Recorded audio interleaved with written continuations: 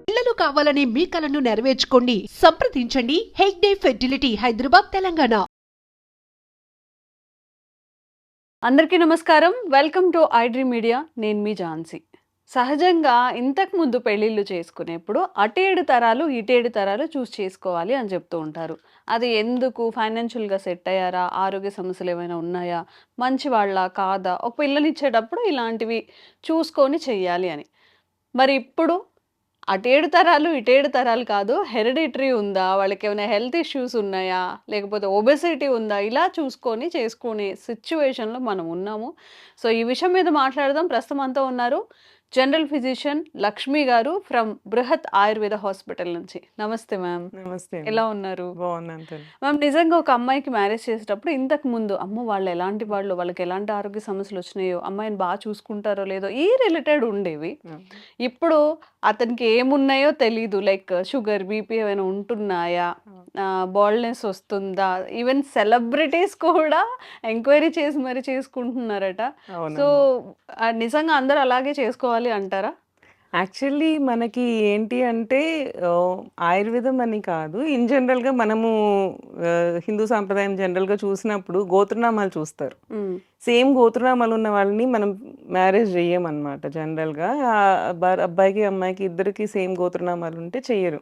ఎందుకు అంటే they have a genetic map అప్పటికే. ఓకే. సో, వాళ్ళు ఏంటి అంటే గోత్రము అని, అలా నక్షత్రం అని, అలా మన వే ఆఫ్ థింకింగ్‌లో చేశారు. కానీ అవి ఇప్పుడు వస్తుంది ఏంటి అంటే అది జెనెటిక్‌గా చూసుకుంటున్నారనమాట. ఈ మధ్య కాలంలో చూస్తే చిన్న పిల్లలకి షుగర్ వచ్చేస్తూ ఉంటుంది. 19 అవును. ఇయర్స్‌కి ఇన్సులిన్ తీసుకోవడం ఇవన్నీ మనం చూస్తున్నాము. అండ్ ఆటిజం చూస్తున్నాం, ADHD చూస్తున్నాము. అవును.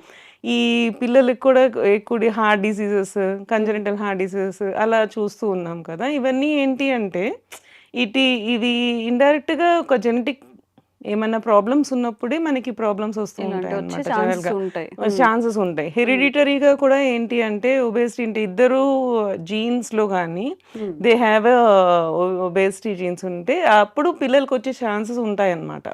సో, అలాంటి వాళ్ళు ఏంటంటే ఈ జెనెటికల్ ఇష్యూస్ ఏమన్నా ఉన్నాయా అని ముందుగా మనం తెలుసుకున్నప్పుడు, దాన్ని మనం ఏంటంటే పుట్టిన దగ్గర నుంచి వాడికి ఒక టైప్ ఆఫ్ లైఫ్ స్టైల్ మనం అలవాటు చేస్తే అవి రాకుండా ఉంటాయి. సో, దాని గురించి ఇప్పుడు అందరూ అలా చూసుకొని పెళ్ళిళ్ళు చేసుకుంటున్నారు. అండ్ గోత్రనామాలు అన్నీ చూసి చేయకుండా అవును. It's a modern trend now. So, అలా ఉన్నప్పుడు పిల్లలకి రోగాలు రాకుండా మనం చూసుకోవచ్చు అన్నమాట. Okay. So, A for suppose నిజంగా 7 తరాలు చూడడం అనేది ఇప్పుడు ఇంపాసిబుల్. నిజంగా గట్టిగా మాట్లాడాలంటే ఏదైనా ఇష్యూస్ వస్తే ఆఫ్టర్ కరోనా తర్వాత చాలామంది పేరెంట్స్ చనిపోయారు. అవునమ్మా. ఇలా కాకుండా మనం ఏదైనా మన బ్లడ్‌తోనే టెస్ట్ చేయించుకొని వాళ్ళు ఎలా ఉందనేది తెలుసుకోవడం హా! పాసిబుల్ అవుతుందా? అదేనండి. అదే ఇప్పుడు చెప్పేది. బ్లడ్ అండ్ మన ఓరల్ సలైవా ఉంటుంది. సో, దాంతో కూడా మనకి మ్యూకస్ టెస్ట్ ఎప్పుడైతే ఎట్లా కోవిడ్ టెస్ట్ మనం చేసి, ఓరల్ చేసి అండ్ థ్రోట్ స్వాబ్ తీసి మనం టెస్ట్‌కి ఇక్కడ పంపిస్తాము. Nose through. నేజల్ స్ట్రాప్స్ అలాగా. సో, దీంట్లో కూడా ఓరల్ నుంచి మనము ఒక స్వాబ్ తీస్తామనమాట. స్వాబ్ తీసి జెనెటిక్ టెస్ట్ చేస్తామనమాట. ఓకే. సో, జెనెటిక్ టెస్ట్ చేసినప్పుడు మనకి ఫర్దర్ వచ్చే ఛాన్సెస్ ఏమన్నా ఉన్నాయా? లేవా? అనేది మనకు తెలుస్తది. ప్రతి ఒక జీన్ అనేది ఒక క్యారెక్టర్‌ని రిప్రజెంట్ చేస్తా ఉంటదనమాట. సో, దాంట్లో ఏమైనా డిఫెక్ట్స్ వచ్చినప్పుడు కొన్ని పర్టిక్యులర్ జీన్స్‌కి, కొన్ని పర్టిక్యులర్ రోగాలకి కనెక్షన్ ఉందని చెప్పి మనకి రీసెంట్ స్టడీస్ అనమాట. సో, ఏంటి అంటే ముందుగా మనం చూసుకున్నప్పుడు ఇట్లా వైఫ్ అండ్ హస్బెండ్ ముందు కపుల్ అవ్వాలి అనుకున్నప్పుడు if they want to go for genetic thing, వాళ్ళిద్దరికీ కానీ ఒకటే టైప్ ఆఫ్ జీన్ ఉంటే సో, వాళ్ళకి ఎక్కువ ఛాన్సెస్ ఉంటాయి బేబీస్‌కి. మళ్ళీ అవి 2 కలిపి మళ్ళీ వచ్చే ఛాన్స్ ఉంటాయి. అంటే హస్బెండ్‌కి, వైఫ్‌కి ఇద్దరికి డిసీజ్ ఉండకపోవచ్చు. బట్ వాళ్ళిద్దరికి ఏంటంటే డామినెంట్ జీన్, రిసెసివ్ జీన్ అని 2 ఉంటాయన్నమాట. ఓకే. సో, రిసెసివ్ జీన్స్‌లో ఇప్పుడు డామినెంట్ జీన్‌లో ఉన్నప్పుడు మనకి రిసెసివ్ జీన్‌ది బయటికి పడదు. సో, ఇది డామినేట్ చేసేస్తది. మనకి డిసీజ్ రాదు. సెకండ్ ఇట్లనే వైఫ్‌కి కూడా అంతే అన్నమాట. వీళ్ళకి కూడా ఈమెకి కూడా రిసెసివ్ జీనే ఉంది. డామినెంట్ జీన్, రిసెసివ్ జీన్‌లో ఈమెకి కూడా డామినెంట్ జీన్ వల్ల ఈమెకి కూడా డిసీజ్ రాలేదు. కానీ వీళ్ళిద్దరూ మ్యారేజ్ చేసుకున్నప్పుడు ఈ 2 రిసెసివ్ జీన్స్ కానీ ఒకవేళ ఒక కాంబినేషన్ వచ్చి దానివల్ల మనకి బేబీ వస్తున్నప్పుడు వాళ్ళకి వచ్చే అవకాశం ఉంటుంది. ఓకే. అమ్మా నాన్నకి ఇద్దరికి లేకపోయినా కానీ పిల్లలకు వచ్చే ఛాన్సెస్ ఉంటాయి because of this recessive gene combos అన్నమాట అట్లాగా. సో ఇట్లాంటివి కూడా ఉన్నప్పుడు ఏంటి అంటే జెనెటికల్గా మనం చూసుకొని చేసుకోవడం అనేది బెటర్ ఆప్షన్ అని చెప్పి సత్యనాథెల్ల వీళ్ళందరూ కూడా పిల్లలు మంచిగా లేకుండా ఉన్నారు కదా, వీళ్ళందరూ ఏంటి అంటే ఇట్లా కొత్త ట్రెండ్ అన్నమాట. ఇప్పుడు జెనెటికల్గా ఏమైనా ప్రాబ్లం ఉందా, బేబీ పుట్టినాక మనం ఏం చేయలేము, సో ఓకే. బిఫోర్ మనం ఏం చేసుకోగలము అది ఏం చేయగలము అని చెప్పి చూసుకొని చేసుకుంటున్నారు. ఈవెన్ ఆయుర్వేదంలో కూడా మనకి 6 గర్భోత్పాదక భావాలని చెప్తారనమాట. అది ఏంటంటే మాతృజ భావం, పితృజం, రసజం, సాత్మ్యజం, సత్మజం, ఆత్మజం. ఈ 6 భావాలు చూసుకొని అలా బేబీస్ వస్తారు అని చెప్పి చెప్తారనమాట. మాతృజ భావాలు అంటే అమ్మ తరపున ఏమన్నా ప్రాబ్లమ్స్ ఉన్నాయా అని చూసుకోవడం, పితృజ భావాలు అంటే నాన్న తరపు నుంచి ఏమన్నా ఉన్నాయా, ఆత్మజ భావాలు అంటే ఇన్ జనరల్ గా వాళ్ళకి ఏమన్నా అంటే పూర్వకాలం నుంచి అంటే తాత ముత్తాతలు నుంచి కూడా మనకి ఫ్యూచర్ ఆత్మలు వస్తాయి. అంటే 3వ తరం ఉన్నప్పుడు ముత్తాత పుడతారు అని చెప్పి అలా ఉంటారు కదా, సో అట్లాగనమాట. సో బ్యాక్ సైడ్ కూడా చూసుకోవడం అనమాట.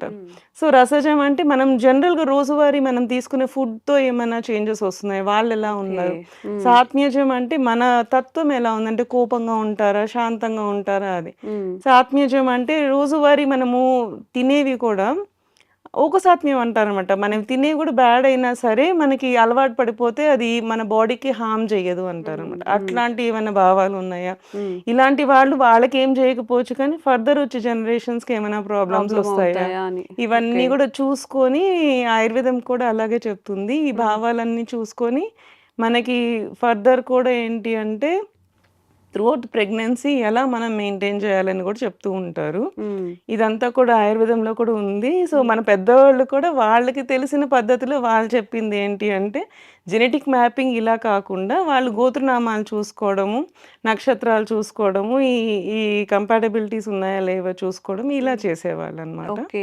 ఇప్పుడు కూడా తెలుస్తుంది కదా వీళ్ళ మనస్తత్వం ఎలా ఉంటుంది, వీళ్ళు ఏంటి అనేది తెలుస్తుంది. మనం జాతకాలు అంటూ ఉంటారు చాలా మంది, కొంచెం అలా చూసుకున్నా గానీ ఆయుర్వేదంలో ఇంత ఉందండి. ప్రెగ్నెన్సీ రాగానే ఆ మందులు ఈ మందులు అని చెప్పి బిడ్డ పుట్టే వరకు కూడా ఏదో ఒక మెడికేషన్ తీసుకుంటూనే ఉన్నారు. బట్ మన ఆయుర్వేదంలో బిఫోర్ ప్రెగ్నెన్సీ కూడా మనకేంటి అంటే మనకి ఇది కూడా చూస్తారు కదా, మన జనరల్గా పెళ్లి తర్వాత కూడా ఏ రోజు మనం ఉండాలి, ముహూర్తాలు అవి కూడా చూస్తూ ఉంటారు.